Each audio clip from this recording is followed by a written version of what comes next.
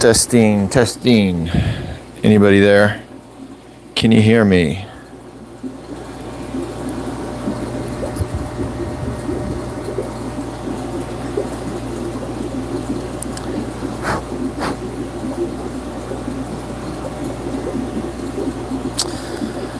What's up, Terrence? Thanks for joining, man.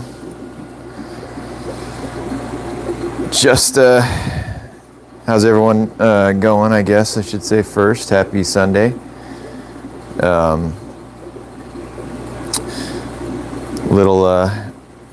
Myself, I'm taking a little break from football here. Been watching it all morning. And before we get into the evening game, which I am a Bears fan, unfortunately, for the past however many years, but stick with your team, and I thought I'd do a little live video, guys. It's been a little bit, maybe a little bit over a month. Hey, man. Hey, you got your Lions cancer training. Your Lions put up a fight there at the end. I was watching some of the highlights. Terrence, I'm doing good, man. Thank you. Glad football's back. Just love the sport. Got a, little football pool, pick'em pool, which I'm doing terrible this week. But just love to be following it. So, but it's also good to get away from the TV. I just sit there and long, and so I thought it was a good time to look at some cichlids and give you guys a little overview. If you haven't been to the live videos, as far as the format, there is no format. So the whole purpose of the live video is just to be an open forum for whatever you guys want to see, whatever you guys want to talk about, talk between yourselves and networking and this and that. Kind of everything's fair game. So, speak up. People who request and are more vocal in the comments and want to see, go look around at different tanks and different species, just go ahead and speak up. I'm more than happy to move around and, show whatever I have to show here. Also, as far as questions too, I might not be able to answer everything, but I get all kinds of random questions and requests for specific videos on stuff not really fish related, like filtration, maybe air system and all kinds of that stuff. They want to see kind of videos put together on that, and I haven't really decided to do that yet. As far as the format, I kind of just stick to my fish updates of my fish, I think, as everyone knows, and that's kind of what I want to do and keep the channel to right now. So but the live video is the exception, so we can talk about anything. Filtration, I could try to show you anything you want, how everything's set up. Not very complicated. I use very simple filtration here, but everything's fair game, guys, so let me know. Try to always catch up to the comments here. Eric, my brother, is here. Yeah, no problem, man. Eric's going through some tough times with power outage. But in case I always try to, you know, mention everything here for everybody to network and to take advantage of. Eric's a importer of New World cichlids and other species, and you know, I got my Festae and Trimacs from him. So get in touch with him, guys, if you're looking for some good cichlids, some wild caughts he brings in from time to time, and other species that are not, you know, readily available in the hobby. So really good contact to have. Eric's a good guy, and message him, guys, if you're looking for stuff. Cancer Train said, at best we get to playoffs to keep you out of playoffs. Yeah. You know, I felt the same too. Cancer Train's a Lions fan. I'm a Bears fan. Bears shouldn't have been in the playoffs last year if it wasn't for that rule change. But you know, whatever happens, all you can do is have hope for the future. And you know, we got a little young rookie quarterback, Justin Fields, I'm really excited about. So we'll see if he gets to play this year. Not sure what the plans are. To get off football a little bit, let's get back into the fish. Oh man, Eric said he lost a few more fish. I get more from you, and I'm ordering again soon. Yeah, Eric's struggling over there with the power outage, as I wouldn't even know how to keep my fish alive during that. That would just be a total nightmare. Fortunately, I don't get much of that out in California. Knock on wood. You know, the biggest power outage I've had here has been 8 hours, and they kind of let you know in advance. So you know, I get really lucky with that situation. But Eric, definitely tough times out there, man. I hope everything gets back to normal for you soon there. John, how's it going, man? John Murphy from Ireland. I appreciate it, bud. Thank you for stopping by, and I appreciate the support. Yeah, I'm just, you know, my YouTube is just, it's not really complicated. It's not, I make my videos usually in one take in my voice overlays. I just say what comes to mind. I forget a lot of things in my videos. I just, whatever it is, you know, it's just kind of putting it out there, you know. I used to do the videos for 4 or 5 years where I just upload my short, you know, videos of my fish, kind of just using YouTube as an archive to get the videos and the space off my phone. And then, you know, it hit me this year in January. I said, hey, you know what? Try to take it a little further, not taking too much time. And so I just, you know, I put a little music in the videos, put a little voice commentary.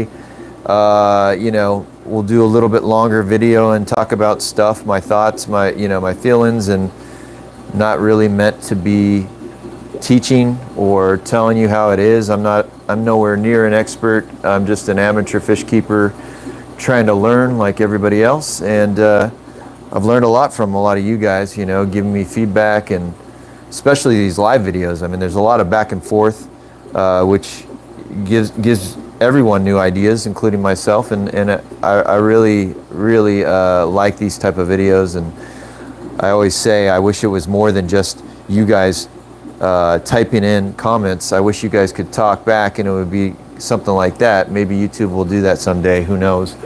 But in absence of that, hey, this is the next best thing. So you know, I look at this as a big conversation. It's not just me talking, but you know, obviously one guy showing video, that's all we can do. So you know, I'll show you my fish, whatever you guys want to see. So thanks for that comment, John. Cancer Train said, went to my first fish swap yesterday, picked up an Episto Borelli trio and some plants. Awesome, man. Yeah, I've never been to a fish swap. You know, you go to some buddies and, you know, plan ahead and say, I'll trade you this for that. But that sounds pretty fun, actually. that would be neat to have something like that organized in my area. Actually, I do know of something, but I think it's been shut down since the pandemic. I think there's a Coast Fish Club out here, which was like a monthly thing. My buddy Ken was always trying to get me to go to it. I just wasn't able to make it on time, and I think they would bring all kinds. Everybody would bring their fish and fry and plants and stuff, and then do auctions, and that sounded pretty cool. I wish I could have made some of them, and hopefully this pandemic situation improves and they can do it again. So probably want to show up eventually to one of those. Hey Ron C, appreciate you stopping by, man, and I really appreciate the support and comments like that. My videos aren't great at all by most people's standards, but hopefully it's something that hobbyists, including myself, I really love to watch consistent updates, however the video is made. But you kind of get a little bit bored watching your own fish. You got a limited amount of tanks, a limited amount of species, and I mean, speaking for myself, I do get bored. I mean, I do have 23 tanks and 3 large ponds in the backyard. I still get very bored of seeing the fish. You kind of want pride, and so there's only so many updates to show you guys to keep it interesting. But I really look to other YouTube channels to watch and see their fish, different species they keep, and it's just really entertaining for me. Some of the big YouTube channels, favorites, and I get excited when I see a new video get uploaded. It's really nice to keep track and see how they're doing. Their fish are doing in their fish room. So I figured some people might be like me and like to see consistent updates, put out by me possibly. And so that's one of the biggest reasons I do it. And we get to all network and, be part of a community as hobbyists. And, our little niche of New World cichlids, there's a lot more popular aquatic stuff to keep than what we have. But our little small niche, we need stuff like this, I think. I like to see updates and different species and different people, showing and teaching how they struggled and this and that and learning. And, there's no shortage of me struggling here, and always trying to learn. So I really appreciate the other channels doing it as well. And even if you don't have a channel, shoot, I love the comments and feedback in my videos. I've learned, I've gotten a lot of good advice. So thank you for everyone. Let's see, what do we got here? Tanks, that's impressive. Me in, what species or types of cichlids or aquatic life do you keep primarily, and what size range tanks do you have mostly in your fish room? Be really curious. And as a question number 3, do you have a YouTube channel? If so, post it up here, and it would be under your name, and that would be really neat. Maybe get some subscribers and people who want to follow that. So reply there if you can. Cancer Train said, I'm a part of a Cincinnati Fish Club, but I drove down to Lexington for their swap. Okay, it's pretty neat. I think about 8 people had tables selling stuff. I'll have to check out the next one. It says, yeah, that sounds really cool. Especially if you can, hone in on those swaps that it's all, they focus on a lot of the stuff you really like. If we had a New World cichlid swap, oh man, that would be amazing to go to. I mean, even your fish shops, I mean, how many percent of the fish that you go to at a fish shop really are focused around New World cichlids? I think most of the fish shops that I go to, a lot of it's African cichlids, you know, and non-cichlid stuff. So, you know, I do have some of my fish shops that are very large, and I post a lot of updates for, you know, one of my local fish shops is Tongs Tropical Fish. You know, I know the owner pretty good, and you know, one or two of the workers who work there, I'm always stopping by, and I always like to support that fish shop, and I'll make update videos, and I think there's a lot of local guys who follow my channel, and so let's say you haven't been in the shop for a while, you could quickly watch one of my short 5-6 minute update videos on their stock, and you might see something that's available.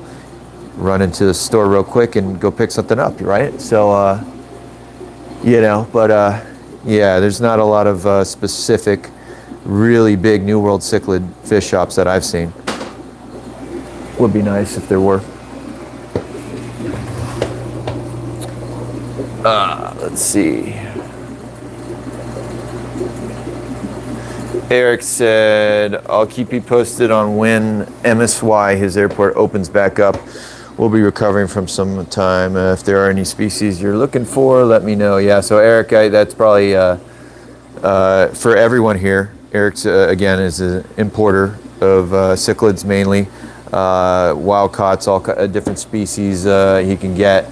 And you know, Eric and I were just I was supposed to ship him some some tuna fish. You know, I fish, I go fishing. I just got lucky and caught a decent sized tuna. I was going to ship him out some tuna, and unfortunately, when I looked at the shipping schedule between my airport and his, there were no flights available, and I couldn't figure out why. Because I've shipped it to him before, and I called it Southwest, and I guess MSY Airport had some damage from the hurricane, and so they are not operable, at least the cargo facility. So that was pretty shocking. Hopefully that, you know, improves that situation over there. So got to get Eric his sashimi, his tuna, and Eric's got to get me some of his red tiger motaguenses. Eric, I just cleared out a 60 gallon, so I'm itching to get something in those.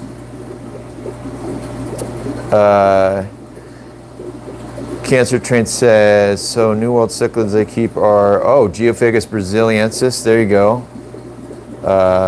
Abalios and Pistavarli. I also have a firemouth. Oh, that's cool, man. Yeah, we have some overlap there. If you follow my channel, you'll know. I'm a big fan of these brasiliensis. You know, I show them off. Actually, I haven't done an update video on my adult colony, you know, in some time. It's just that colony. It's just there's not a lot of changes that you would see from the last update video, maybe 2-3 months ago. It's still beautiful. The male, and I can actually go to it here for you guys. So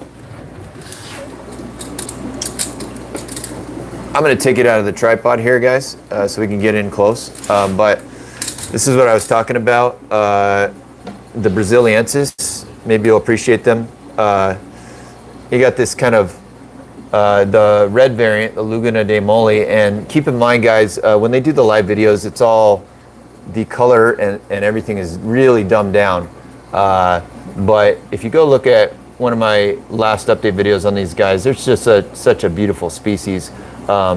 This male gets a big nuchal hump, and I really enjoy them. This guy is just spawning left and right with, I mean, there's a number of females in here. All of them are on this left side right now because this female, I think, has fry in the pot or eggs or something. And I have, yeah, I can see the fry actually. I'll try to hold it still so you guys can see too.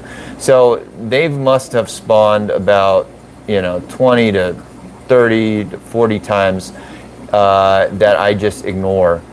And I ignore them because I don't need any fry. I have a decent sized batch that's available right now, 1 inch plus, and I also have a batch in one of the 100-gallon ponds outside that I just wanted to experiment and see how they would do out there. So for that reason, I have not needed to pull any fry in a long, long time. So they just keep on doing their thing. I believe he keeps swapping females, and a new female will, you know, fight and win out this pot, and then he'll just be with that new female. So really fun species, guys. But yeah, Braziliensis are fun. Eric said, what I really need to know is what camera you use. The clarity of your videos and photos are so, oh, I think it's just a Samsung Galaxy S21, I believe.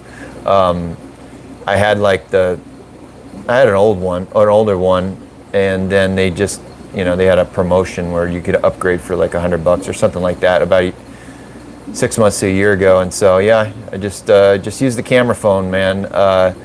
You know, I was thinking about maybe doing, you know, getting a better camera to do videos and getting some better video editing software and really getting into it and doing really heavy editing on the computer. But I think it's too time consuming for me.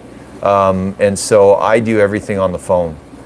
Everything is editing is phone app, video and recording is on the phone. You can get the music that you use for your videos through YouTube.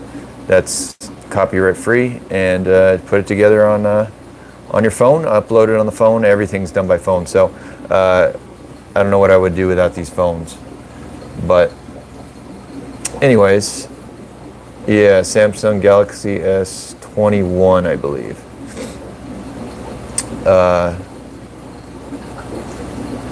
Cancer, Train said, oh, I always forget about Mana Carpura. Angels, yeah, angels are crazy. I think Eric Williams actually imports some wild-caught angels, I'm not sure, from time to time.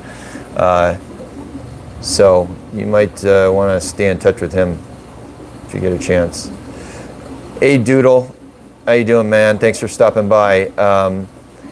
Yeah, your question is, could you teach as to how how you make your tank dividers? Thank you. Yeah. So let me go back to the Carpintis tank, or actually, we'll move to the Trimac because there's a divider over there, and I think you can see it pretty clearly. So let me move around, guys. Hope the glare won't be too bad here.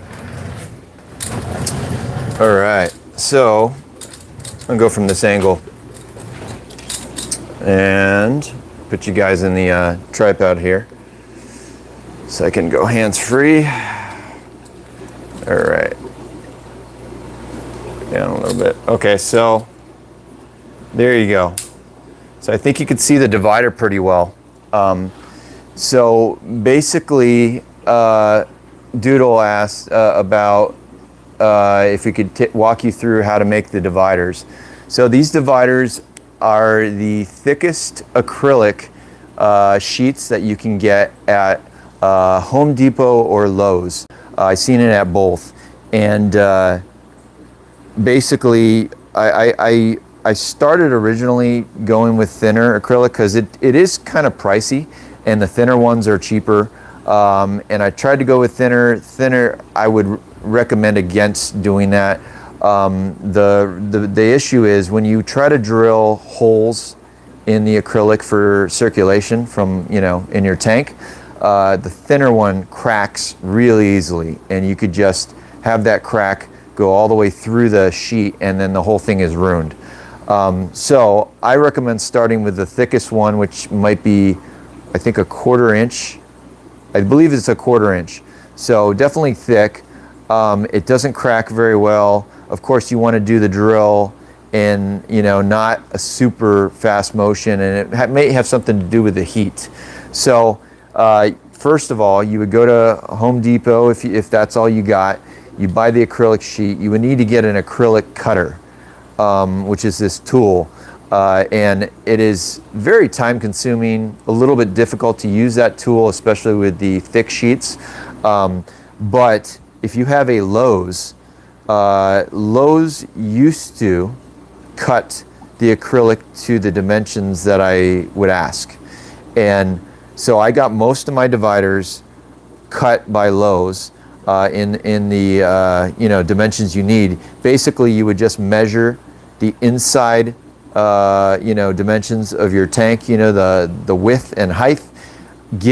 Allow about maybe an eighth or a quarter of an inch for the suction cup things. You could see at the very bottom there's these double suction cups, because those will need a little bit of space to be fitted in. I have them on both sides, and those suction cups, these double suction cups, you can find them on Amazon. So I believe the brand that I've purchased before was Aqua Neat. I'm not sure, but they usually come in like a 6-pack. So you would, if Lowe's, you got a Lowe's and you can do it, have it cut to the dimensions of your tank.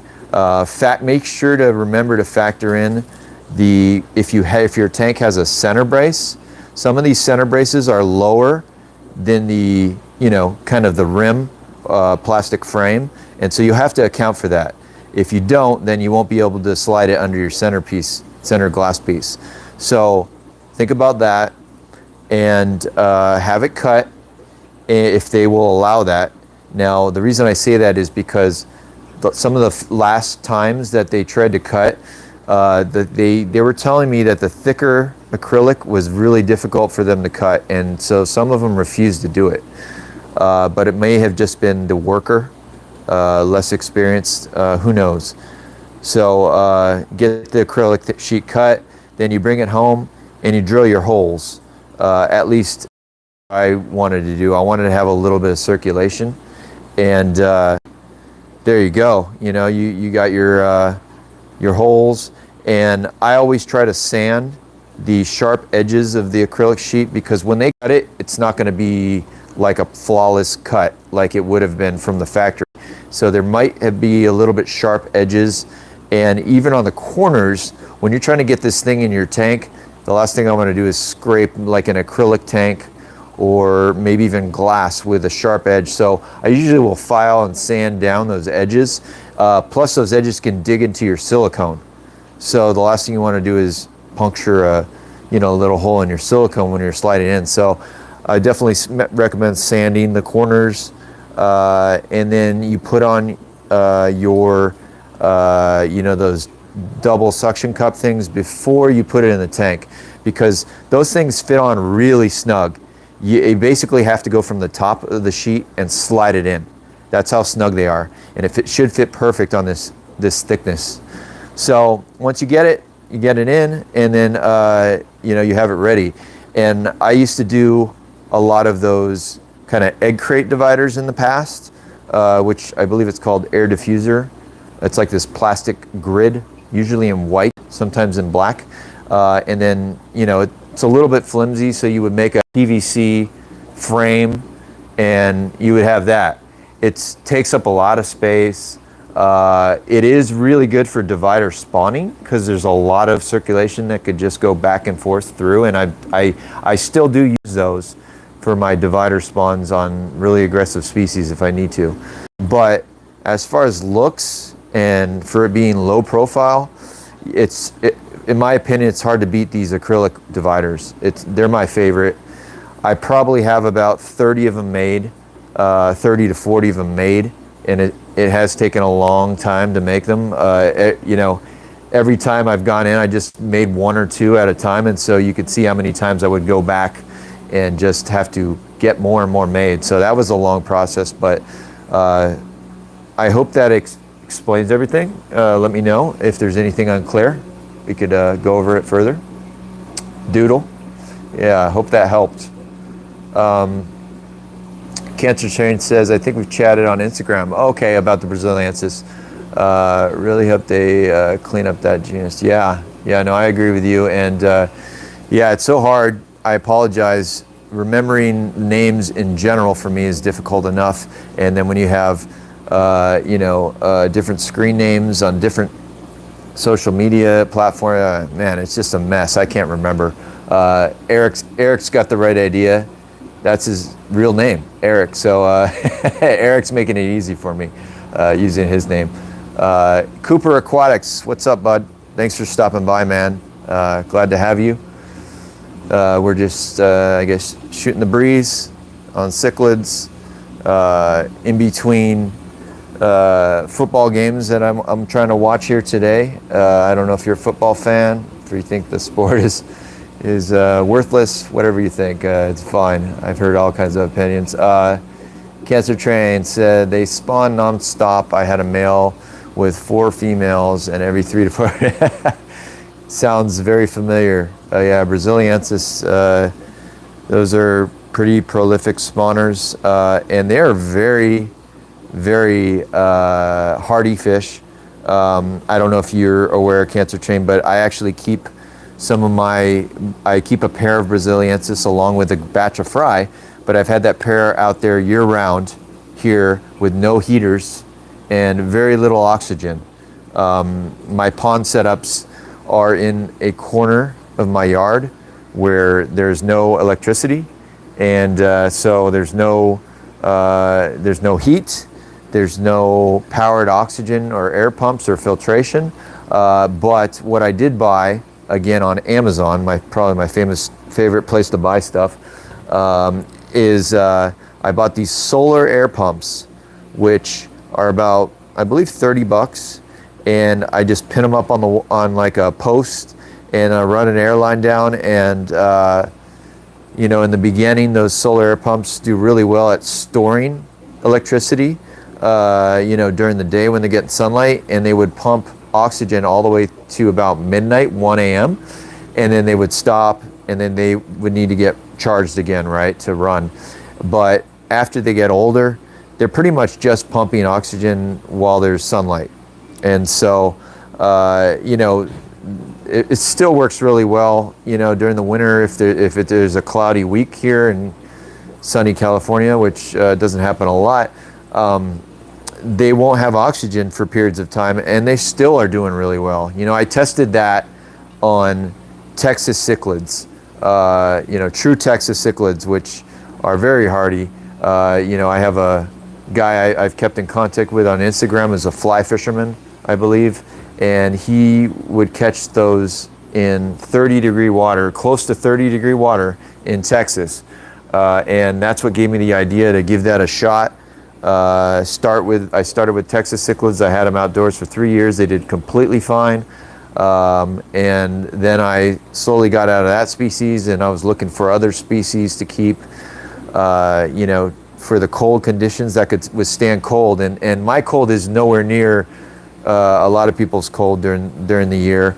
I think at the lowest point, it may get into the high 40s, you know, water temps. So that's not nearly as bad as other places, but it still limits you on a lot of New World cichlids you can keep. So, you know, I had to find some and do some research, talk to a lot of guys, and I end up going with Braziliensis right now, along with, there's a Gymnogeophagus SP El Norte. I believe it's a Terra purpura. I know I'm saying that wrong. And I also keep them outdoors, and they've done really well. They're a really beautiful species. Not very popular. Not a lot of people keep them. Check some of my last update videos where I would, you know, kind of pull them out of the pond just to make sure they're all doing okay. And they got so much color, stay really small. And I have plans of bringing them back in to get some real good video and keeping them indoors for a period of time, hopefully soon. But I've been told that they kind of need the water fluctuation, the temperature fluctuation in order to stay healthy, along with the Braziliensis, I've been told. So that's where, you know, I'm trying to do my best to keep those species outdoors, at least for periods of time. So talking a lot, guys, but this is always how it goes. So I apologize. Eric said he brings in Rio Nene and Altum angelfish. Okay, that's really cool. Yeah, so if you're interested in angels, get in contact with Eric, guys. He's got that got that opportunity there. What's up, John? John Murphy. He's asking Eric, do you guys do any chat export to UK or Ireland? Huh. And Eric's response, he has a transshipper. That is awesome news. See? There you go. Is Coop, I'm guessing Chef Coop, Ray Cooper, I'm not sure if he's here. You know, I can't see a list on my phone right now, guys, of who's in the chat. That's my problem with this app. So you guys might be on your laptop. Maybe you can see everything. I got to figure this out better. Maybe I have to bring a laptop in here, log in and see, and maybe I'll have access to more functions. But again, this is just, this is all I got to work with. So bear with me here. John Murphy said, that's great. Can you get an email for chat? There you go. Networking, guys. Big time difference. Okay. So John Murphy said, much appreciated. Glad I joined. Great chat. Meet you guys. Cheers. All right, bud. If you're taking off, thank you very much for stopping by. I appreciate the support, John. And thank you, Eric, for getting in contact with him. There's Eric's business, Fanatics Tropicals, and does a great job bringing in really nice fish. Really good job shipping. I can attest to that. So get in contact, guys, if you're looking for something. All right, guys, what do you want to see? Obviously, I'm on the Trimacs right now. And it happens to be another species I got from Eric. I got these Trimacs back when they were, I believe, 3 to 5 inches, Eric, if I remember correctly. And boy, have they grown really fast. I'm down to keeping the last 3 of that original group and 2 males here, as you can see. And 1 female, which I keep in the community tank with the Deppy pair, and that is a blast to watch. If you guys have seen my updates on that, go to a few updates ago on that community tank. You'll see a female Trimac trying to pair up with a male Deppy. So a lot of fun going on in that tank. Great species, Trimacs here. And it brings me to the next, kind of announcement. I've talked about how I was going to eventually have to move and only keep 1 of these males and had to choose. I've obviously chose the male on the right. However, the male on the left was my first pick for a good amount of time. You know, he was the biggest, and I let him spawn with his female for the longest time, and I was originally going to go with him. I think he has a slightly better profile right now. He has just a minor fin damage to his left ventral fin, but they are getting to the size, I would guess, around 10, maybe 11 inches, where I don't want to have this many fish creating this much waste in this 90-gallon tank. So I am going to be moving the male on the left. If you guys are interested, great genes. They are F1 Rio Naranjo Trimacs. And I will need to move this big guy on the left. I think he's absolutely beautiful. When he has his female, you can go back and check some of my older videos. And he's in a smaller segment of the divided section here in this tank. So he's not nowhere near colored up. It's just kind of a holding tank. And he has accepted females really easily in the past. Spawned multiple times. Almost every time I add a female with him, I would say he's a great breeder. There's a big opportunity if you guys are interested. Shipping wise, obviously local pickups are going to be preferred. Every time at least my comfort level with 11-inch fish, I would lean against it. But it's not to say we can't work out something. So message me, leave me your email if you don't have Facebook or Instagram or Band app. That's where most people message me about getting fish. We can work something out. Leave your email. I'll shoot you an email back, and we'll go through text or something eventually. So let me know, guys. He is available. All right. Doodle said, thank you for the information about making the dividers. It is appreciated. Can you please show us your Parachromis multifasciatus? What is the growth rate and maximum size of species? Okay, thank you. I really appreciate you, asking what fish you want to see. I am more than willing to move around, guys. I don't want to be stationary. Doodle, if you've been following the channel, you probably know that the current location for the multifasciatus is down at the bottom under this Carpentis tank. So we're gonna have to get really low here. And we'll angle this a little bit.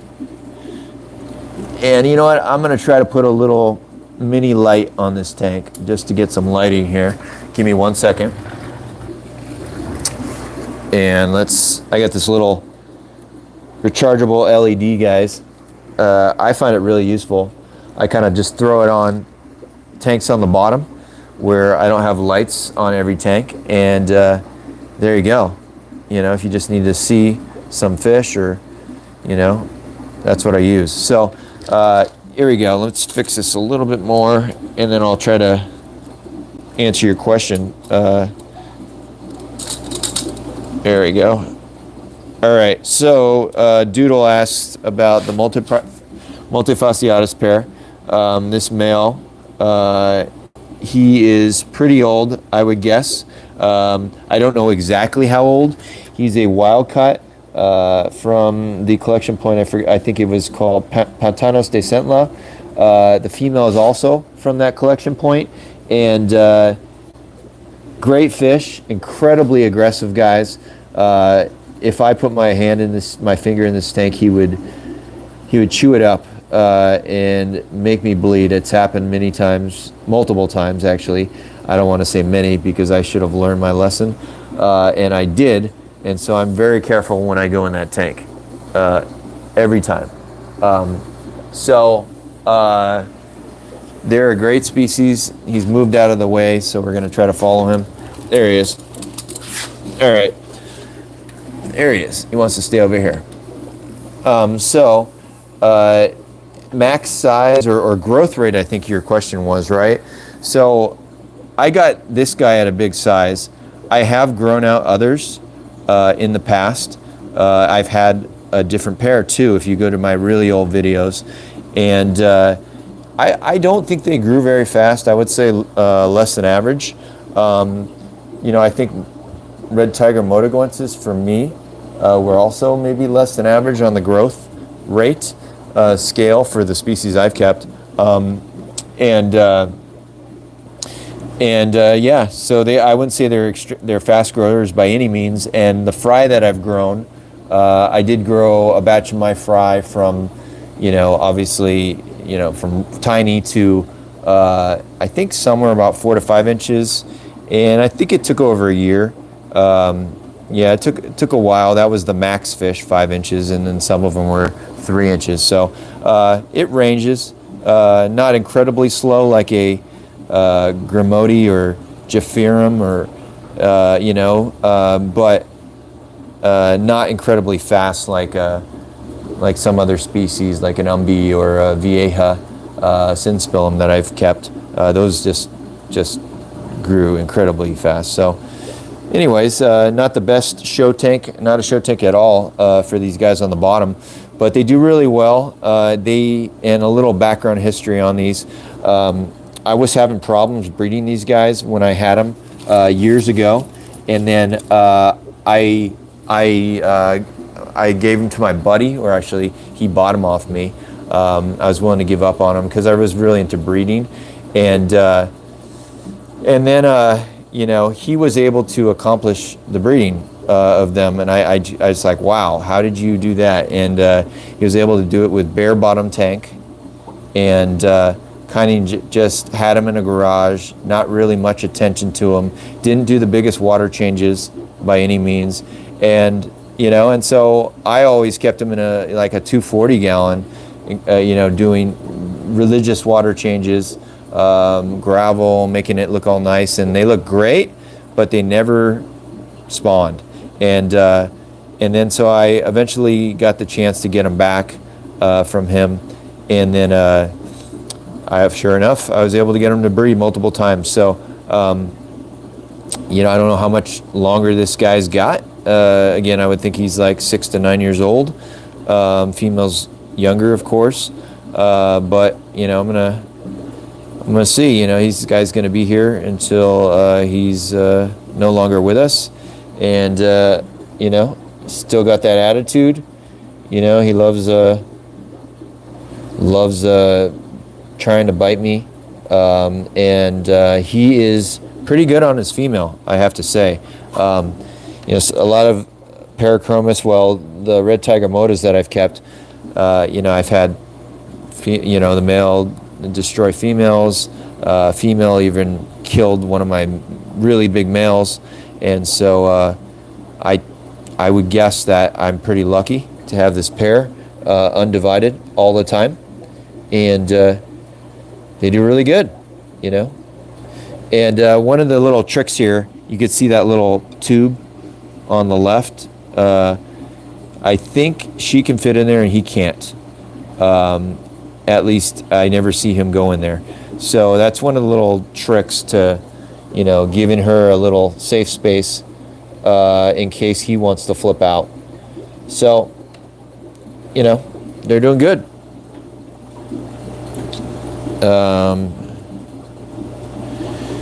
We need the Festae content. Hey, Jared, what's up, my man? Jared's here. Thank you for stopping by. Jared said he wants to see the Festae content. I guess we'll move to Festae. Let's turn this off. All right. Festae, all right. Where are we going to find a non-glare parts? All right. We do have some cool news on the Festae, actually, and it's the same type of news that we've been getting a lot lately, but all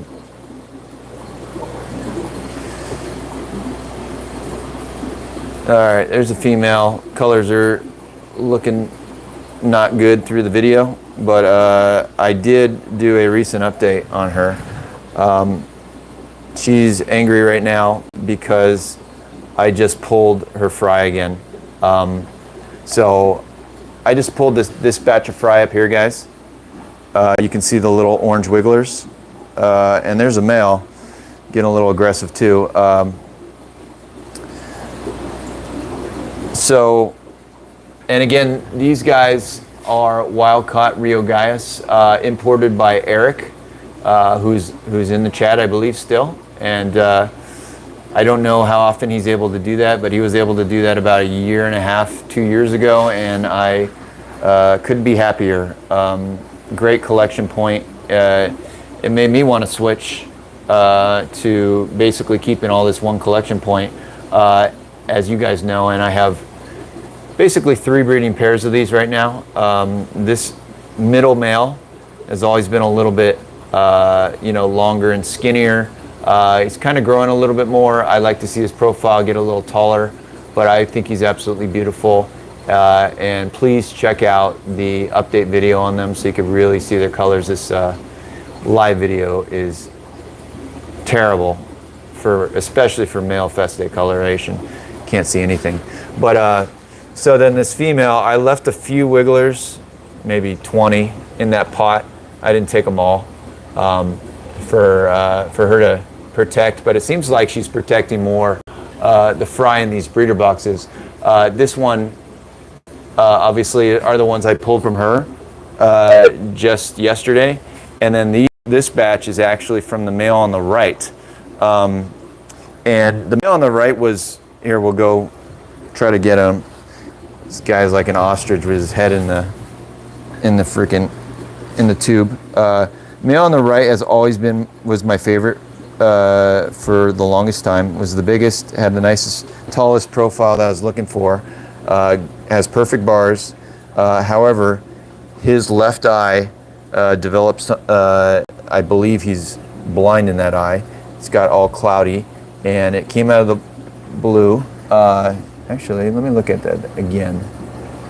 I'm trying to show guys. I believe he's blind in that left eye, but I can't tell for sure.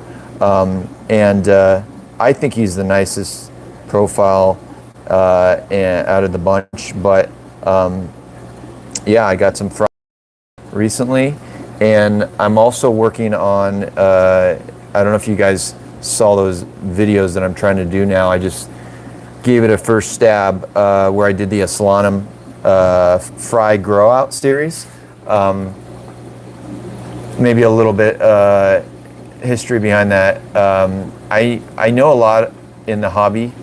People like to obviously just get, especially with Festae, they want to get an adult male and an adult female. You know, that's what most people are looking to get, and I don't blame you. Festae grow slow. You know, it may be hard for people to devote a tank to growing out fry, and the time that it takes to actually do that from an inch or less. It's a lot of patience, but for me, I really feel like it's very rewarding to grow fry from a small size, and once you start to get to that, you know, that transformation, I think it's the best thing in the world. You know, in a lot of species, especially Festae, where it's just, they're slower growers, and then you start to see those, you know, the sexes show themselves. You know, the females start to get some red, especially the dominant male and female might pair off in the group at small sizes. I think it's all worth it. So for that reason, and Jared, I can come back to the Festae later if you want to see them again, but I started doing those grow out series where the first one is on the Aslanum, and I'm actually on this tank right now. I don't know if we're going to be able to see very good from the glare, and so I'm hoping to capture these Aslanum pairing out and coloring up and doing their thing. I think that's the big male right there out of the group, and I think this female might be, well, what I think is the female might be starting to get a little hints of red on the belly. I thought she was, but maybe not. So anyways, that's a little, you know, background behind me wanting to do these you know, fry progress videos, kind of like treating it like a series, you know, because I'll do updates every 1 or 2 weeks if there is enough progress to show. So that's the plan, guys, and I'm starting with the Aslanums because I have fry in that range where I think it works perfect, and also after them, I think I'm going to be doing it on the on this tank, guys. These are some Festae, some F1 Festae from that big male, and I've been trying to get them to grow. Obviously, they're going to grow at their own pace, very slow. But once they get in the neighborhood of about 3 inches, I'll start doing that same type of, I'll do a series on them. So obviously they're boring, nothing really to look at this point, even hard to sex a lot of them at their size. But once they get to that 3-4 inch range, you start to see some real fun stuff happen with the Festae. So I'll be doing that. And then also with doing these kind of progress videos and focusing in my time growing these out, obviously I can't keep all of these or most of them.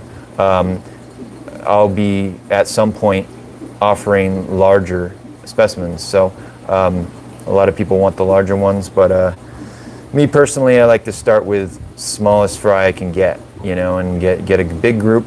They're obviously the cheapest point, and it's the most potential you could see, and you can groom them yourself, take care of them really well, and that's what I like to do. So anyways, that's where the spirit of those videos is coming from. So let's move back. Let me get caught up with my comments, guys. Sorry. Daniel Parks here again. Thanks, Daniel, for joining yet again. Daniel's a regular. I think, in these live videos. I really appreciate that support, Daniel. Thank you. I hope your day's going well. Ethan is also another regular here, along, you know, and hey, Ethan, how are you doing, man? I'm doing good.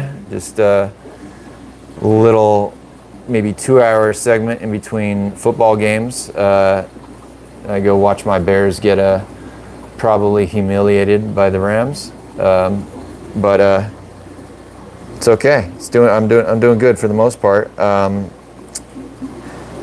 Terrence Jacobs said, I'm growing out some Festae from Coop. Awesome, man.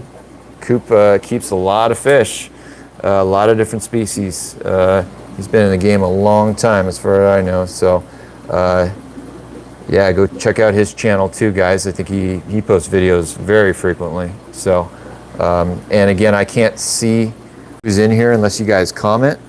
So I can't check the list for whatever reason. I'm going to put this back in the holder, guys, and you guys tell me if you want to see something. Maybe we'll go check out the, actually, let's go over here.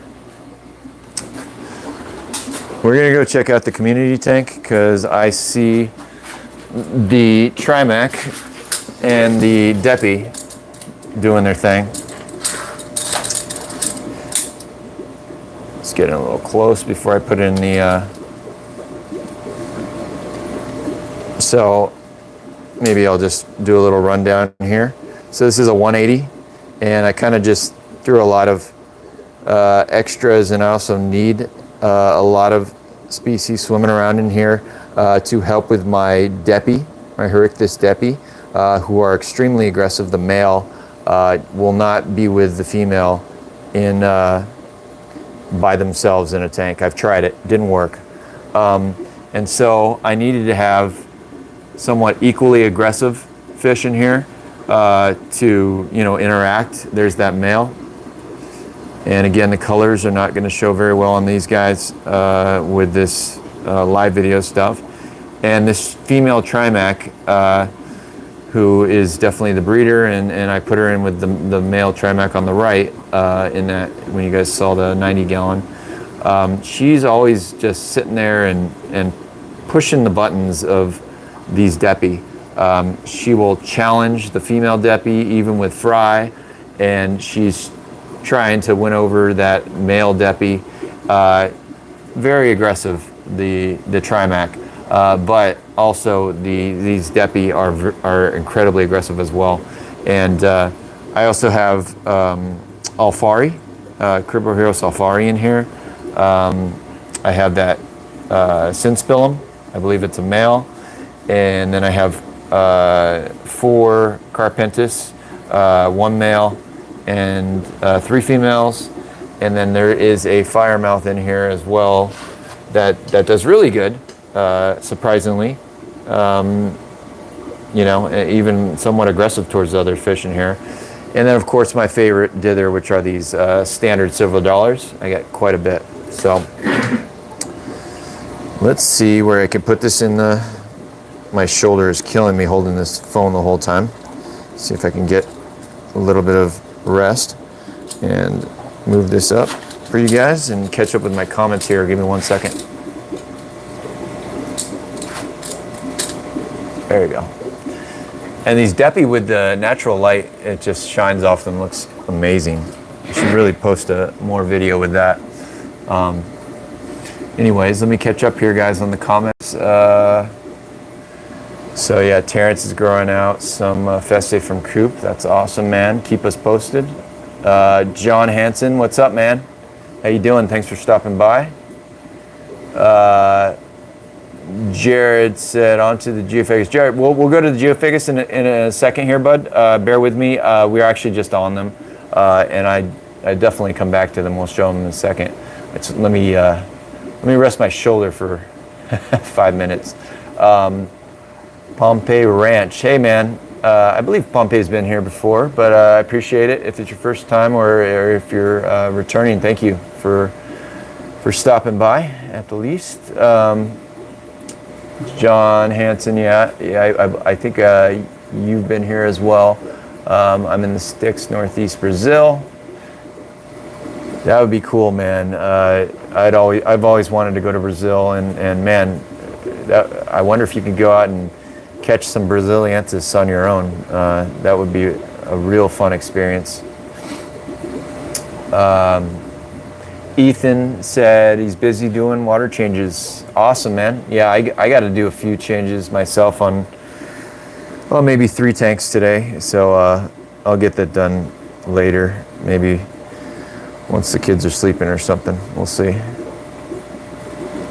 All good. I joined a little late. No worries, man. Jared, I always tell people I don't know how to plan these things ahead and be able to join that planned video. I tried it once and I planned it and I could not get into the video myself to run the video. And so the only way I know how to do it, at least on the phone, is just to start it that in a good window for people to start. I mean, man, I would love to visit someday over there. Yeah, it seems like a great place. You know, yeah, I was into the surfing here and into the Brazilian Jiu-Jitsu, love traveling, and of course the Cichlids. So cover a lot of different things going there, I'm sure. So that would be awesome. Oh, all right, guys. Well, who, if you're on your computer, and do you have an option to see a list of current people in this chat? I wonder if someone could tell me. I've never actually, I can't remember last time I was in someone else's live video if I had that option to see a list of everybody in there. So I'd be curious to know. And also, if you do live videos, do you know a way on your phone here to check that list? I see a head count, but it's just a number. It doesn't tell me who's in here. So.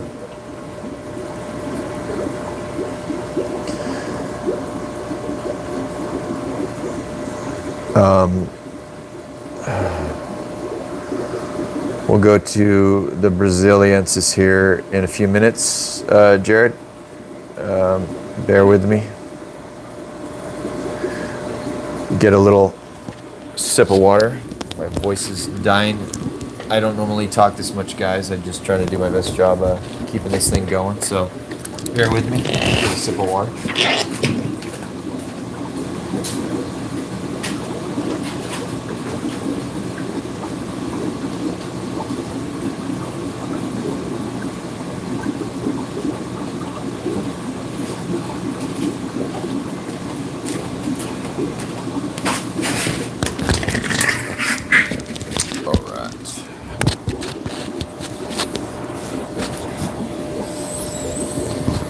Okay, let's see. What are people saying? Ethan said we also only see the head count. All right, well, would be cool to see who's actually in here, but I guess they don't have that option on YouTube yet. So, hey, Mike, MK Cichlids is here in the house. What's up, man? Thank you for stopping by. He's just lurking and listening to the fish updates. Awesome, man. I really appreciate you, the support coming in here. And, you know, maybe we all benefit. You know, we were networking here earlier. You know, someone was interested in getting some angels, angelfish, and just so happens I had a buddy, I think maybe he's still here, Eric Williams, and he imports angels, so I think they're put together, and maybe there you go. Both benefit. So, all right. Well, Jared wanted to see the Braziliensis, so why don't we go back to them? All right. Pan out.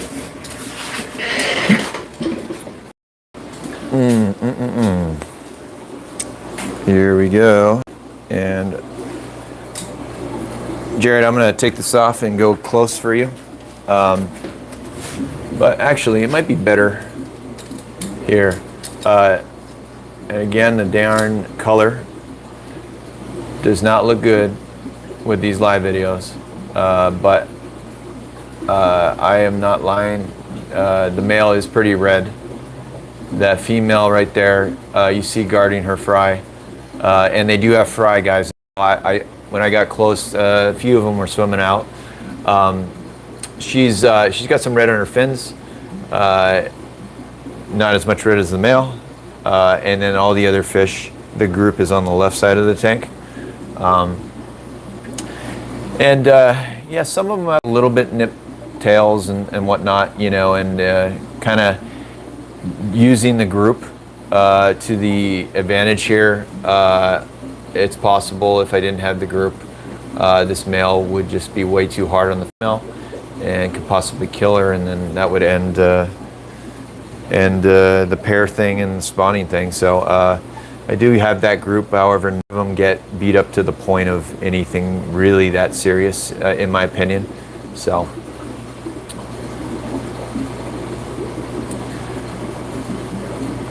Let's get caught up here. Mike said, hopefully going to offload 100 of this week. I'll be able to reset a couple tanks. That's awesome, man. Yeah, those rainbow cichlids, I think I've seen those on your Instagram. Correct me if I'm wrong.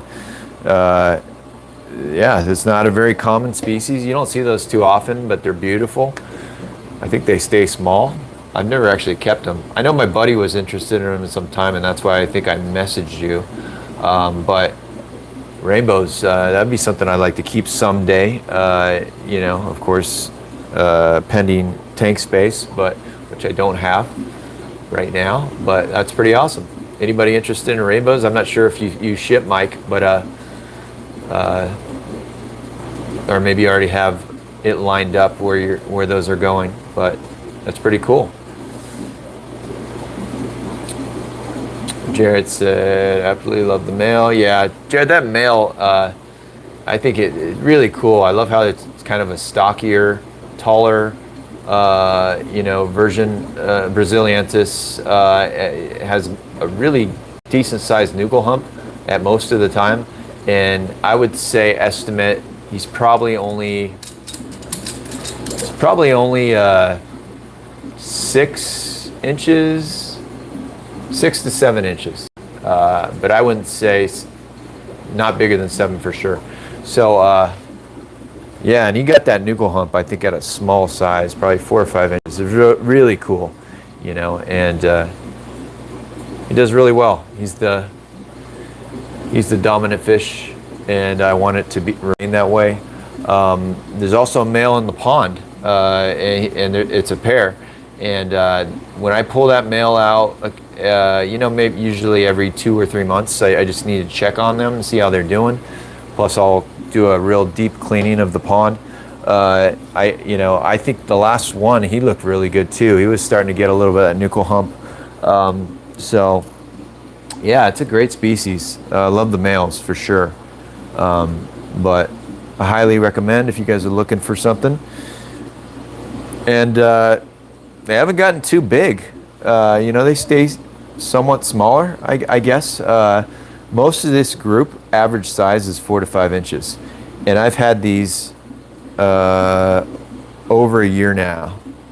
I got them at 1 inch. So about 5 inches, or 4, I'm sorry, that's how good my math is. About 4-inch growth in that year. And I don't know how much bigger they get. Male maybe 10 inches, I would guess, from what I've seen. But cool species, guys. If you're interested, I got some fry.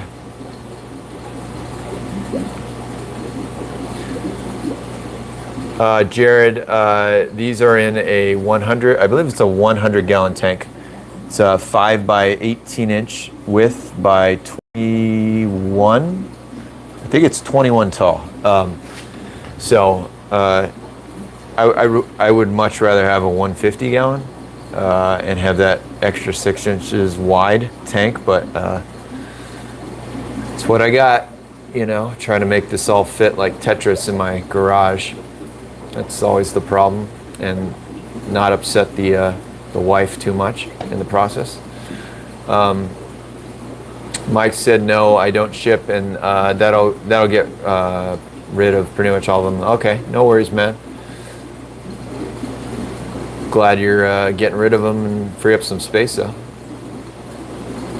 Yeah, Mike said the rainbow cichlids, for everyone who's interested, including myself, they're peaceful community tanks. Community tanks, his trio is in a planted tank with angels, tetras, swordtails, and even when spawning, they have never done any damage to other fish. That's awesome. It's kind of rare with a lot of these cichlids that we keep. At least I don't have anything. I also went to my buddy's house the other day, and he's got, you know, a little growing amount of tanks. I believe he has 9 right now in his garage and in his house, and he's got completely different species than me, and he's got some of those Geophagus, Spheni, Ultifrons, and they're just absolutely amazing to watch. I mean, they're good size too, and very peaceful. So that is really cool and a different experience that I don't have, where cichlids are not trying to destroy each other all the time. So I might have to get some, I guess, peaceful Geophagus at one point. Or maybe those rainbow cichlids, something that would stay on the calmer side, you know? And you could also keep some live plants, I've been told. So that's really terrible with live plants. I just kill them some way, and I don't know how to deal with them very well. Mike said their youngsters will eat plants through learning the hard way. Oh, okay. So the rainbow cichlids will somewhat eat those plants, but I think some of the Geophagus you can actually get away with it. The plants, probably not these Braziliensis. These Braziliensis, you know, I have heard that may truly be Geophagus in a sense, as far as their aggression levels, very high. I'm not so sure they need to sift through the sand. I very rarely see them doing that. You know, and the ones in the pond are on bare bottom. I mean, so not sure if that's necessary with the species, but someone correct me if I'm wrong. Maybe I'm just doing it wrong here.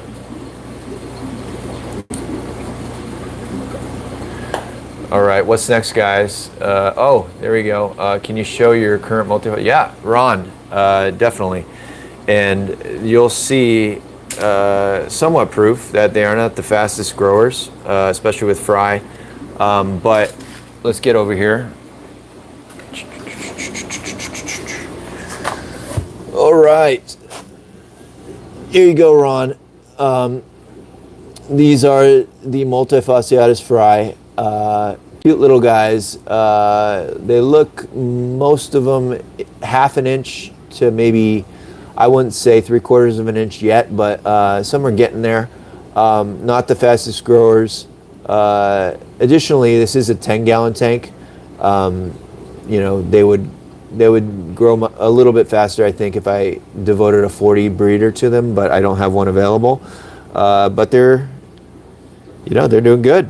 You know, sometimes when I have these batches, I'll have a, you know, a higher die-off rate, but I haven't been seeing that so far, knock on wood, with these multifasciatus. Yeah, they're good. No problem, Ron.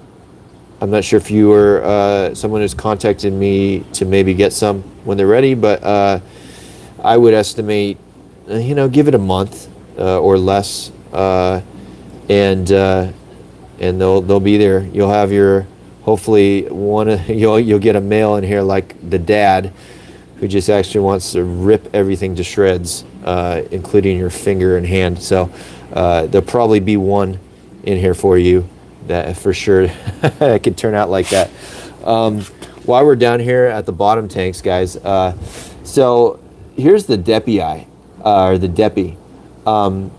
You know, the batch kind of had some die-off, but I wouldn't say they're the hardiest species, but they are definitely growing faster than these multifasciatus. These things are equal in size, if not one or two are bigger than all the multifasciatus. So these Depi are faster growers, but then they had, they had some die-off, but they're doing good generally. And I've had people ask me about the Depi for actually more than the multifasciatus. And I would say now my new estimate would probably be that same time frame, probably a month. I was saying 2 months recently, but I would go with a month, guys. They're going faster than I thought. So, and fingers crossed that they do well. Yeah, got some Stalsbergi in there, but just a small group. Yeah, Ron. Yeah, male is the idea. Well, cool. I think you'll love the species. Once they get to that 4 to 5 inch mark, really coloring up, and even if you get a pair, you'll really see some beautiful colors and fireworks and stuff, and look forward to that. So. What's next, guys? Jared, you still there? Jared's not shy about speaking up what he wants to see. Ron, anything else you guys want to see? I'll move back to the tripod in the meantime.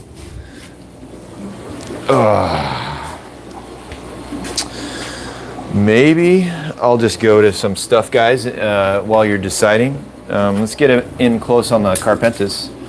The Blue Texas.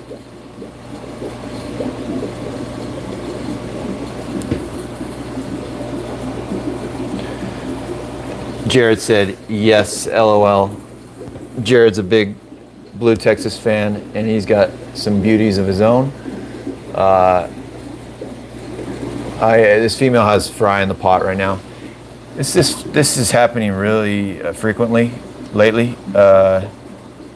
This pair keeps spawning every 3 weeks, and more fry for the Aqua Clear 110 to suck up, because essentially I'm in the same situation as the Braziliensis, where I just can't pull any more fry. I have no room, and so the fry get eaten or sucked up in the filter. Guess you can call it sad, but not much else I can do right now. But I like to see them doing their thing and getting along, which they seem to be doing really well. So that's good. Pair on the right is also doing good. This male looking nice. Slowly healing his tail. He's got a little bit more to go, but as you guys probably recall, they came from that community tank, and so it got rough over there. This guy's female is a little bit bigger, but the male is doing good. Once his tail heals up completely, hopefully, look really nice. So, Blue Texas are good, guys. Colors obviously are not shown at all in this video.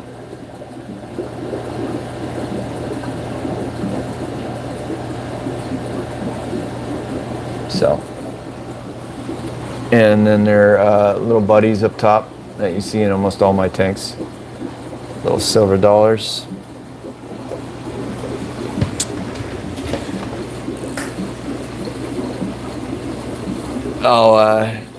Jackie Moore, hey, thank you for stopping by, and thank you for the compliment on the Texas. Really appreciate the support, guys. Thanks for showing up when you can, if you're available. Let's keep looking at stuff, guys. Let's see. Let's go over here. What's over here? Now, these are going to be shy guys. We'll see if we can get some to come out. These Stalsbergi. Indino Acara Stalsbergi, guys. Some people call them the true green Texas.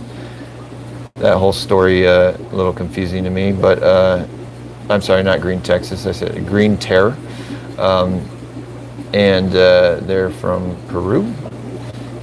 And these guys are wild caughts, and they look like garbage with this video, but beautiful species. Took me forever to find some of these, about 5 years looking, searching, and finally got some. And I've been fortunate enough to get fry. So I have fry available on these guys. They're just about an inch. I'm labeling them as 3/4 of an inch to an inch. And message me, guys. I also, here's a little update. I just pulled another small batch. They don't have very big batches. This might be 75 of them. And so I pulled another batch of them. I was letting them get eaten off, but I had a breeder box available, so I said, heck, why not? So, Stallsburg, you guys. What do I see? I'll go back to the Aslanum. These are like my favorite looking at right now. I just love to see the little growth and transformation of fry. I'm really thinking that's a female. What do you guys think? Let me know. It just seems stockier, and I feel like she's gonna start developing some red in the belly. But these Aslanums are pain in the butt to keep a pair together, if you've ever kept them, but absolutely beautiful species. Let's see, where should we go? What are you guys doing over here?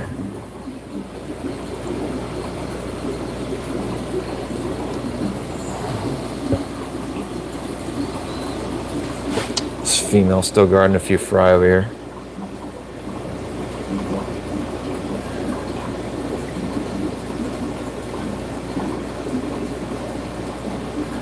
Yeah, she must still have a few of those fry left in there. Wigglers. But definitely this pair is coming along with consistency breeding. So, you know, my other pair, I wouldn't say they're a pair, that big male on the right, he's got 3 females over there. And he's always kind of going back and forth and kind of too mean to some of the females, and he's about to not fit in that tube. He's going to get really upset once he can't hide in there. But there's a female in there, there's a female right up here, and there's another big female back here. And the 2 big females are always fighting. And he spawned with both of them. But he's not really, he's not nice to a female by themselves. So less of a good pair than the pair on the left. So, which, look at them go. They're just in the pot doing their thing. Gotta be my favorite species. I mean, most of what I keep are Festae. That's the most amount, you know, and I've kept them in the past. I'm kind of starting from scratch again with my breeders, you know. I don't really have any big males right now. You know, I got out of my last pair that was breeding for years, and kind of started new with a different population and give them a shot, try them out, and it's fun, you know.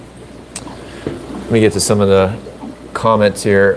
Jared asked something. Matt, what are your just curious, what's your plans for 3 pairs of Festae in the long run? It's a good question. I think about that all the time too, because obviously the tank space required to keep 3. However, the ability to get F1s from 3 different pairs, so those F1s are completely unrelated, essentially, assuming it wasn't just, you know, they taken from the wild and they're all related. You know, I think it's pretty valuable. to have that, and for that reason, I was, you know, I was growing out fry separate from each other, from different pairs, and allowing people to get unrelated F1 pairs, you know, which, you know, if you have that chance, and if I have that chance, I always try to do that, to get the you know, unrelated pairs, and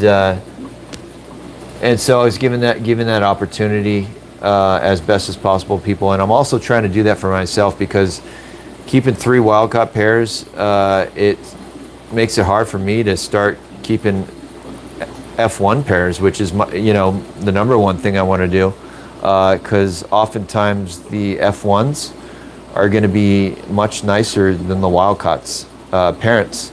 I think, for one, the logic behind that is that you know, how many wild-caughts can you actually buy when given that opportunity, with the limitations of importing and how much they cost. And you know, I'm sitting in a position where I could grow out, and I have in the past, I could grow out 500 fry, F1 fry, and I could really go through and choose those stunners, right, if I wanted to. Those, you know, males that had all the traits, exactly what I wanted, the big, tall profile, possibly nuchal hump, you know, growing at small size, the really nice bar, which this male does have as a wild-caught, which is one of the reasons why I really like him. Really nice barring is something I look at. Coloration, you know, spangles, more spangles on the fins. All those things, you know, you could really pick and choose if you grew out big numbers of fry. In addition, you know, these wild-caughts, and some of the ones I've had in the past, some of them were a little bit picky eaters. And, you know, it probably will affect their growth, maybe their development. And if you get F1s that are just monster eaters from day one, I mean, I would think that it would greatly affect the way they develop and their looks too. So for that reason, I think you know, the F1s will look a lot better than the parents. So there you go. You know, I want to do that, and how can I keep 4 or 5 pairs of Festae, right? So I may have to, you know, move on and make a tough decision at one point. You know, my buddy Eric, who imported these, and you know, he keeps some of his own as well, but you know, he would, you know, he's asked to have dibs and first priority if I were to get rid of, you know, any of these. But I may have to eventually, because it's hard to keep so many Festae in all your tanks. You know, you want to try other species too. So we'll see, Jared. It's gonna be tough to get rid of any of them. And the third pair you can't even see right now, because they're in a bottom tank, divided, and they actually do have some fry in there.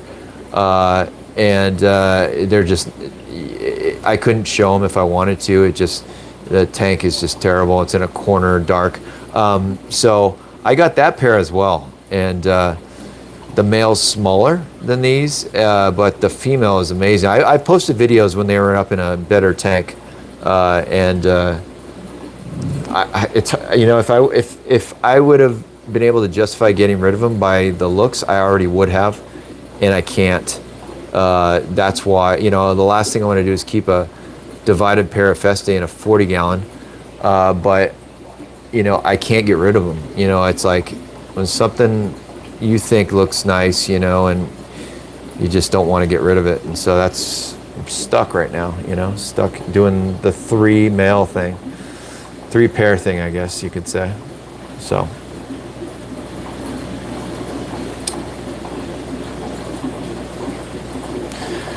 hope that answered your question, Jared. Jared, you got some really nice Festae as well. I love seeing you post them. Such an amazing species, man. Just can never have enough, or always trying to work to, you know, get that nicer male, that nicer female. You know, like this female here, I think she looks pretty good. You know, on her right side, I think it's a slightly broken near that on the Y bar. Maybe her bars could be a little bit thicker, but I think generally she's really nice. You know,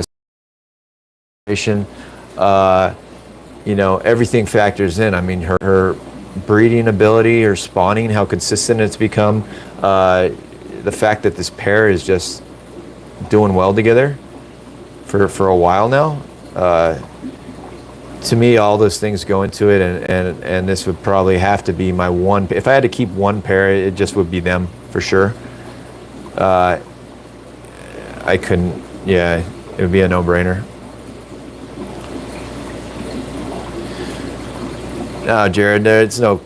Yeah, you're doing great, man. I love your fish. I love to watch the progress on your guys, and we have very similar taste in fish as well. I think I don't know, maybe you can run all the species you keep, but I think you have this, you know, the blue, the Festae, you have the multifaceted. I don't know if you have motaguensis, but that's something that I kept for a while. I got out of them recently, but I might get some more very soon. I just, you know, it's just, I like that species a lot. And not sure what other cross species you have that crossover, but with what I got, but very similar tastes.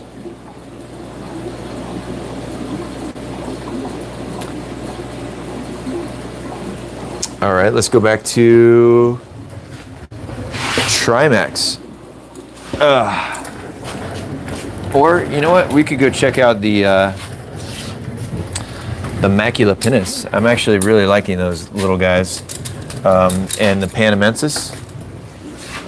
This male, and it's going to be the worst video to see him in.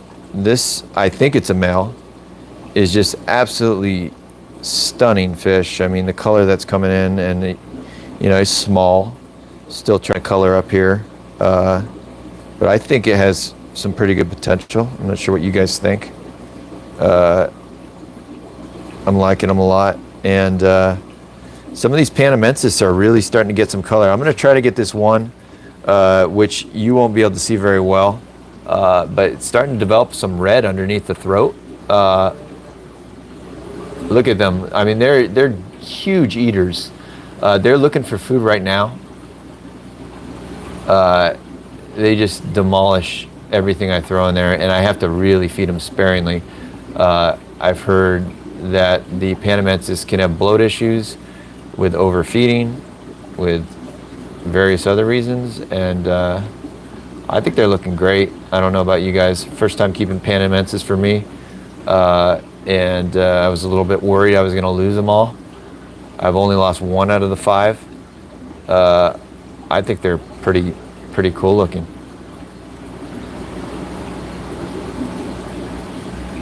So, and then here's that male, I think it's a male, naked pinus. Love some of these dwarf guys. I wish I could keep some live plants with these, but then I remember I just kill live plants. I just don't do well with them. So, but I always try them every 2 years and then remember that I can keep them alive. So, and then these, I think these cichlids would uproot them and destroy them. But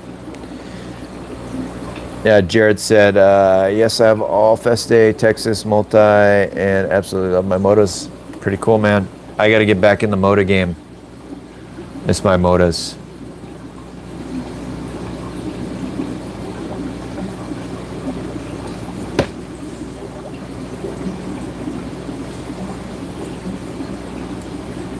Yeah. You know, the parents of these, they are owned by a fellow on Facebook called M Arts, and I message him from time to time, and man, the parents are just absolutely stunning. They have so much red, maybe in breeding dress, but they're just beautiful. So I wish I could have got a few more, because I think I might only have one female in here. I believe it's, where is she? I believe it's that one right there with the black on the dorsal. So probably minimizing my chances there, but you got to work with what I got. So anyways, let's go to the Trimacs like I promised. There's the male I'm gonna end up keeping. And again, I mentioned it earlier, guys, but if you or you know someone in need of a big, nice male Rio Naranjo right here on the left, let me know. I think I've decided that it is time to tone down the stocking of this tank. Funny, it's got 2 fish, but I got to tone it down. These males are just getting big fast and absolutely huge eaters, and I want to focus more on this male, and I might do something as far as okay, so I had some Trimac fry, guys, and you know, they don't move very well. I think it's there's a lot in the hobby right now. I had about 30 left, and you know, I wanted to clear a tank, and my buddy, who you'll see, I'm gonna call his place Mike's Cichlids. It's my buddy Mike, and I'm gonna do an update. I did an update video. I just got to put it together. I'm gonna run it, I think this week, and he had an extra 40 gallon that, you know, he had hoped he would be growing out his own fry of some of his species, but he doesn't have them right now. So that's available. He offered to grow out the Trimac fry or whatever I wanted to put over there. So he's growing them out, and you know, I'll probably get most of them back, minus what he wants, if he wants any. Once they're maybe 3 inches, 4 inches, and maybe I'll do a Trimac progress video, you know, do that series with them. We'll see. But anyways, I might do that in a portion of this tank. Maybe I'll take like 10 of his fry and grow them on one side of the divider and watch them kind of progress with the dad on the other side. The tricky thing is this, it's not, you know, I have to do pretty large water changes to keep the water really right for these guys. So that's where my logic of getting rid of one of these big guys to lessen that burden, that's what I'm kind of decided to do. So let me know if anyone's interested, or if you know anyone who's looking for a big male Trimac, the left one, and hopefully local pickup, because he's about 10, 11 inches, but possibly could work something out with shipping. So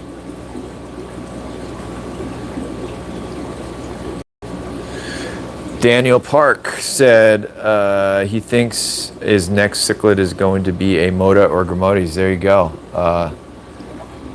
Those are probably the two. Well, shoot, now that I think about it.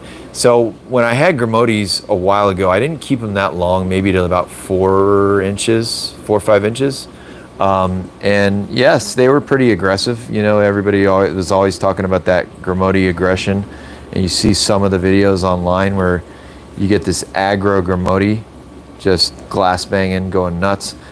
So, you know, I was like, man, I want to get one of those. I tried them, were really skittish for me. I probably didn't do them right. I probably would do them in like a group or community of really aggressive cichlids to get them to come out more next time. But you know, I was always thinking like that's one of the more aggressive species that I've kept, along with the Modas, the red tiger Modas. I think my red tiger Modas were probably the most aggressive species that I kept until I got Aslanums. I think the Aslanum were just so aggro, at least towards each other, that that might be the most aggressive species I keep right now. So, and that pair that I had before I got rid of them, I just never could keep them together.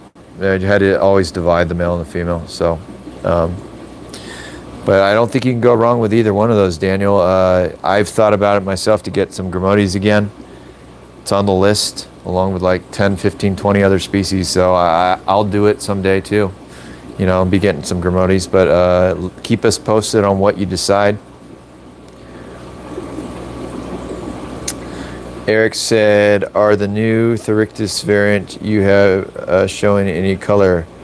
Eric, are you talking about the Maculopinis that I got from MR? Well, through my buddy, but they originally came from MArts. I think I sent you his contact info. Is that what you're talking about, Eric?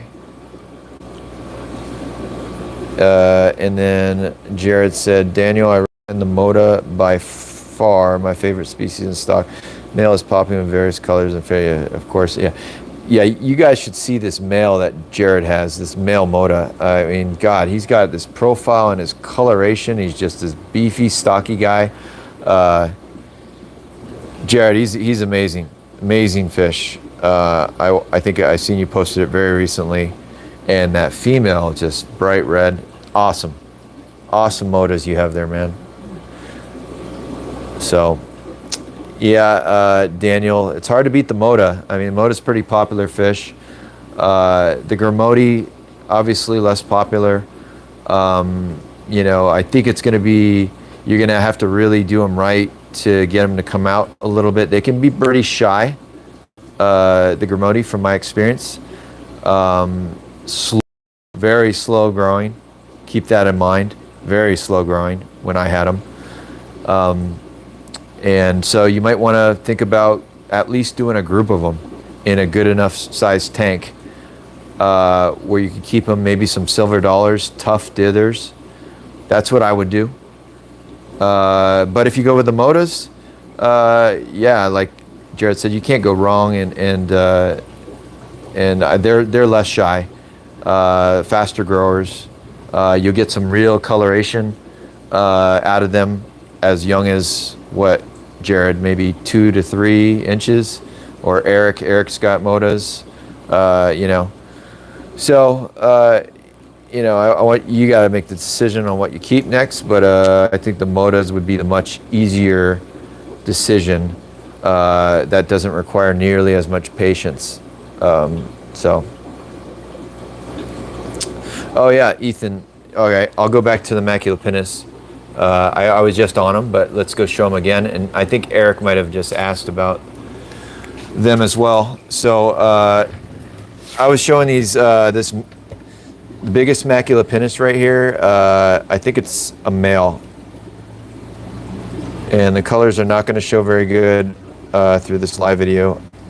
Sound like a broken record saying that, but you guys are not seeing what I'm seeing. I can tell you that for sure. But I think he's looking pretty good. I think I have 6 of these, and I believe I only have 1 female right now, which might be a problem. Hopefully I don't lose that female. I think the female's right here. She has a little black on the dorsal, if you can see.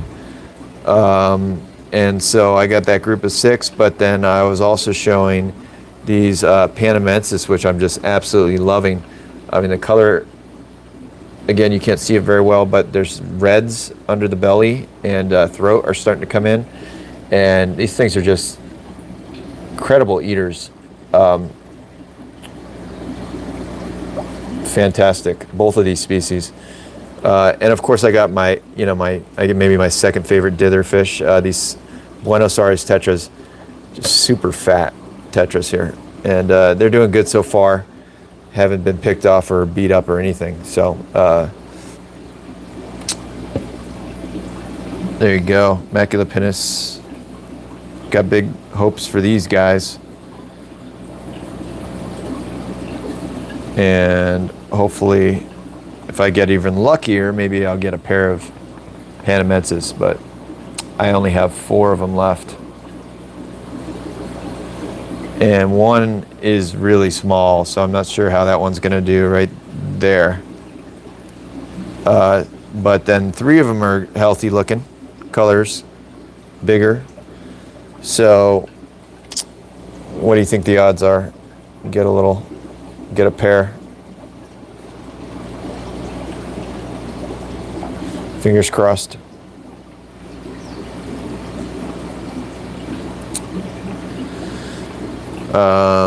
Jared said yes, 2-inch females were getting, yeah, so Jared's referring to the red tiger motas, I think.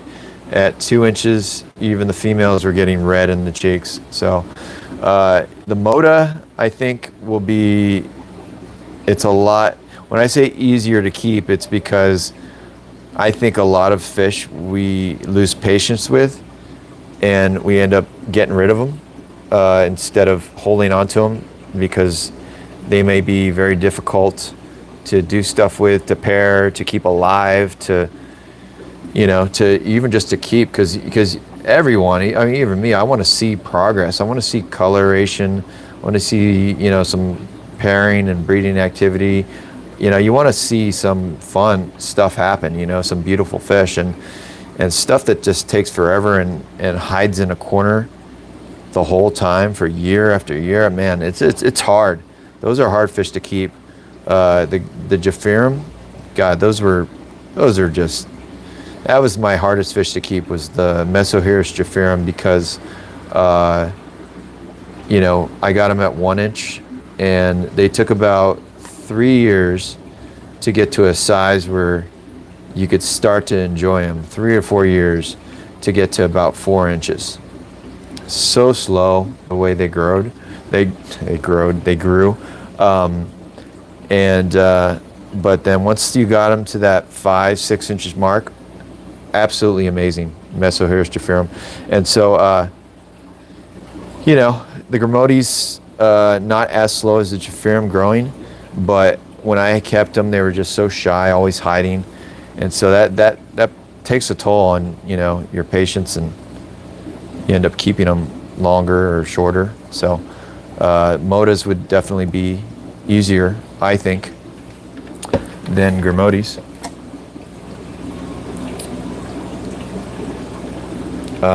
Ethan said, I may getting my hands on a 5-inch male soon. Okay, there you go. Bigger size, better.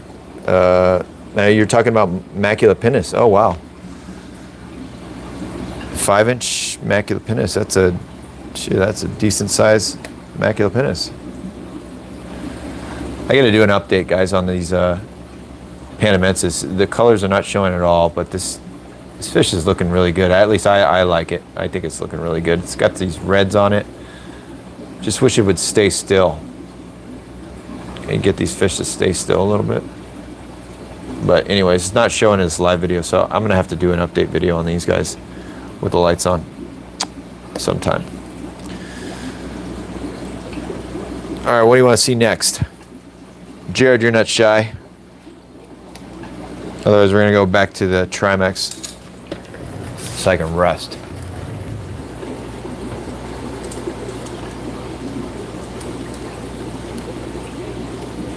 There we go.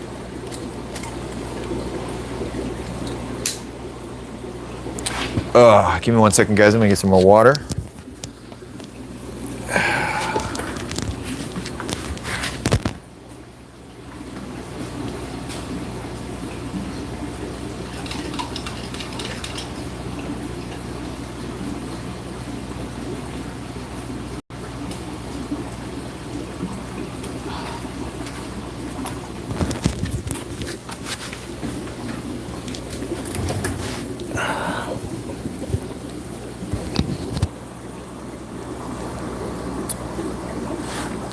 All right.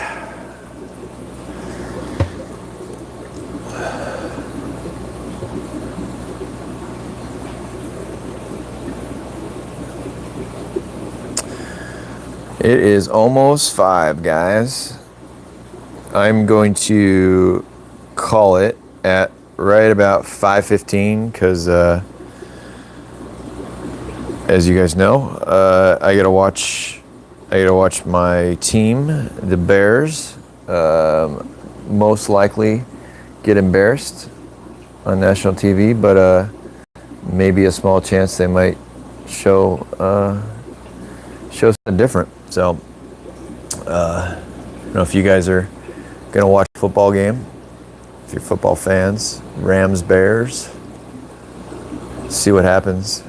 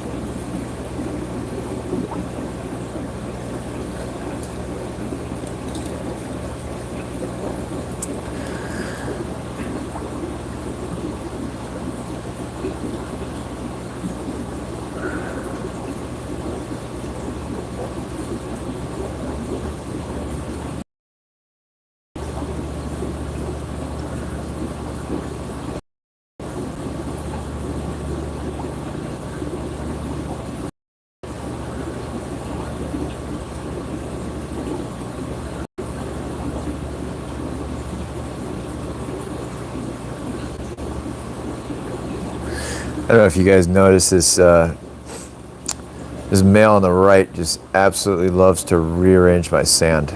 It's all ends up in the corners of the other side of the tank, and on top of the sponge filters. Just really loves to mess around with even that plant. Plant is pretty heavy too. It's got a really strong base, heavy base. It's like a tile bottom, and he just moves it wherever the heck he wants it. Don't you guys love cichlids?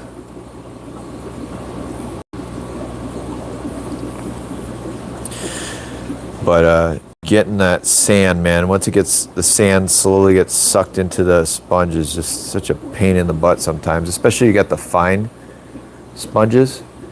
It's just, some of that sand never comes out, you know, it's just stuck there. Oh.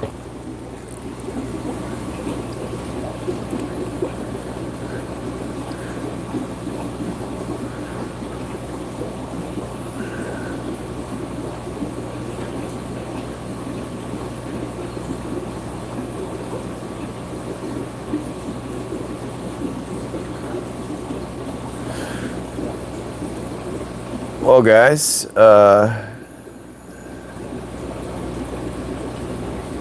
if you have anything else you want to see or comment, any questions, now might be a good time.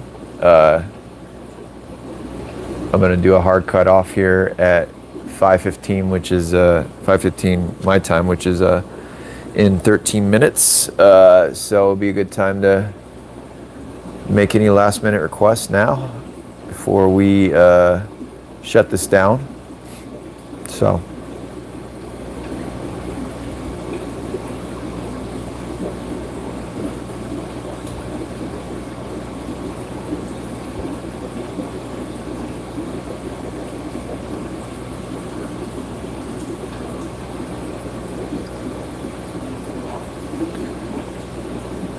what's up, Jared?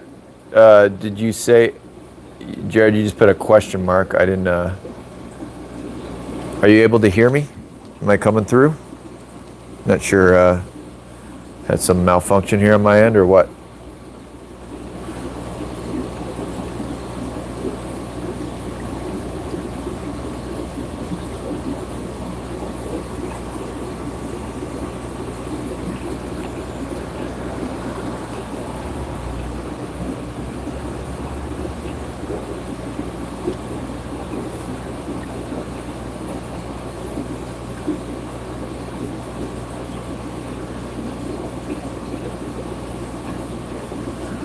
Oh, okay. I see your question now, Jared. Yeah, I think if the big, I'll call him a Freddy, or multifaceted, if he passes, I think I would probably, if I had some of his fry still, I'd probably grow some of them out and see if I can get another male like that. if the thing is, I've had pairs before. I had a pair before that, and they were extremely shy. You know, the male was extremely shy, and it was just even more extreme than the motas that I've experienced. And so I don't want that. You know, they're beautiful still. I'm not in this to breed and distribute the fry. I just kind of, you know, if they do, I'll grow some out. Some people want them. It's just if I could get a male outgoing like that guy, who, you know, just begs for food, you know, the hand biting, trying to take my fingers off without, but you know, that kind of is part of his personality. He's just not, he's not shy. He's not scared of anything. And if I could get a male like that again, I will. I don't know how common that is, because I honestly, you know, not saying I have something super rare that no one else has, but I don't see a lot of, you know, people's multifasciatus, their males doing that. You know, I don't see a lot of that happening, and that's like any fish. You know, it's a big plus. Like, I mean, these Trimacs do it, but they're Amphilophus. They're kind of known to do stuff like that. Like this male on the right will mess with me when I go into the tank and gravel vac, and so I got to watch my handle a little bit. But that Freddy is just beyond that point. You know, like I really can't put my finger in there, because he will dart from one end to the other and just kill my hand. So it's just a different, I don't know, it's a different type of fish. I always thought he was very unique. So if I can get that again, yeah. If I can't, and you know, they're really shy, I probably will get rid of them and give it a break. Maybe try again years down the line, see if I could, you know, accomplish that again. But yeah, you said your pair of multi were shy at first, then spawned and opened up. However, since the fry have hatched, they have become shy again. Yeah, you know, that's kind of how my motas were. You know, I don't know if you remember seeing my older pair, my really big pair. The male was really big. The male was actually as big, if not bigger, than my multifasciatus male, that mota. Just, you know, he was so big, so he would kind of just not dart around. He would just sit there in one place when he was, you know, older, and kind of sit there and watch you, you know, and he would eat at the top. Not shy, but also not aggressive. I could go in there and pull his fry and they wouldn't do anything. They'd shy away. And so that is the biggest difference I see. My multifasciatus will go crazy on me if I'm in there trying to pull his fry.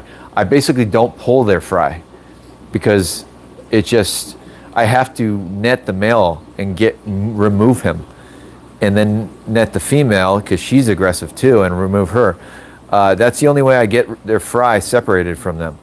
The every other species that I keep here, I can go in the tank and kind of be the boss, and they will eventually get shy and then hide in a corner, and I could do what I want. So that male is just, to me, one of a kind.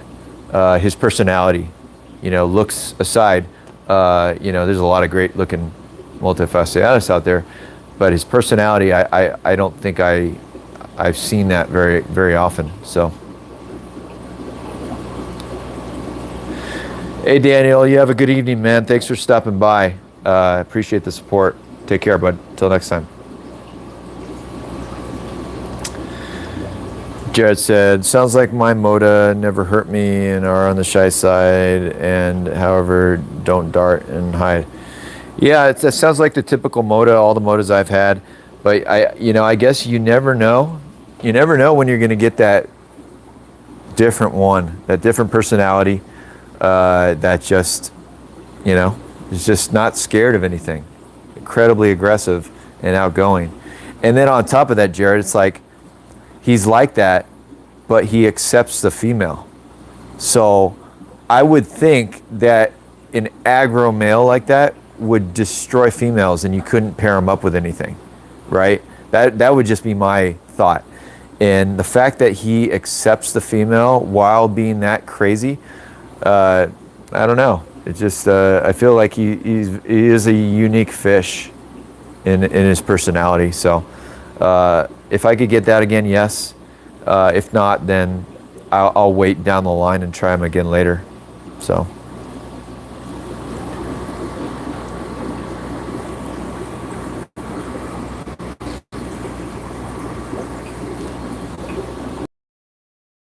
Ain't that the truth, Jared? They're all individuals. They all have their different personalities. And I love it. You know, you just never know what to expect. Maybe one day keeping Festae for maybe, let's say, 50 years, maybe I'll find a male Festae that is like that. A glass banger male Festae. I mean, it seems like it would never happen, but I guess you never really know, right? Who knows?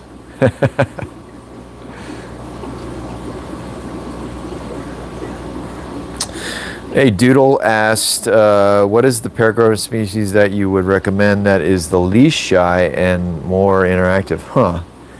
You know, I don't say, because I don't keep Managuensis jaguars. I don't keep jaguars, which are very popular. A lot of people love them. I don't keep Dovi, and I haven't kept Dovi. But to guess what those people would say, I think maybe a jaguar I've seen is kind of like my Freddy. A lot of jaguars I've seen are like that, where they're just up at the glass, not shy. Dovi, I've heard once they get to a certain size, they can be really aggressive and they're out of their shell. But when they're smaller, maybe they can be on the shy side. So I guess my answer would be jaguars or Managuensis would be your best bet at maybe getting an outgoing, aggressive, glass banger, Parachromis. Or anyone else still in the chat here? Would that be your answer?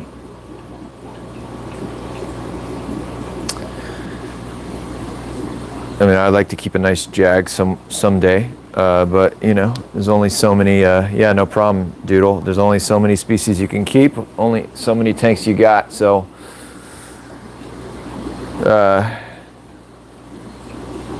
I'll stick with jag as my answer.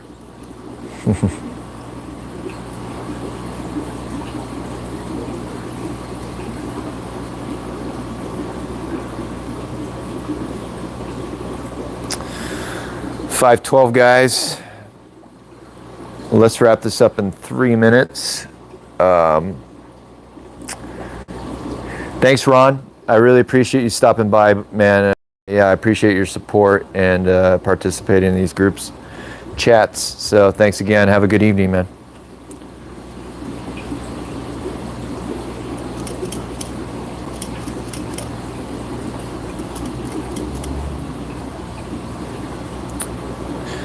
Thanks, Jared, and thanks for getting me jealous, telling me you're going to eat some ribs. I wish I was eating something that good tonight. But thanks for stopping by, man. Thanks for the input, and I'll see you on Facebook for sure this week. Eric's still here. Eric, man, Eric's been here the whole 2 hours, I think. You're welcome, Doodle. Anytime, man. Please don't ever be shy to ask questions, not even just live video. You can always message me in social media, whatever. So, 1 minute, guys, and then it's show time for me, football time. I'm going to be watching that. So, I want to say thank you guys very much for another, I think it's always successful. You know, we have these conversations in the live videos. I don't know what you think, but really appreciate everybody's participation, and you know, I think it's very valuable the conversations we have and the networking and everything here. So thank you very much, guys, and definitely I look to put an update video this week on my buddy's Cichlid fish room. So look out for that, and also probably will be the next either week 2 or 3 Islanum update video on the fry progress. So anyways, guys, thanks, and I hope you guys have a really good evening, and I'll talk to you guys soon, hopefully. Take care. Bye.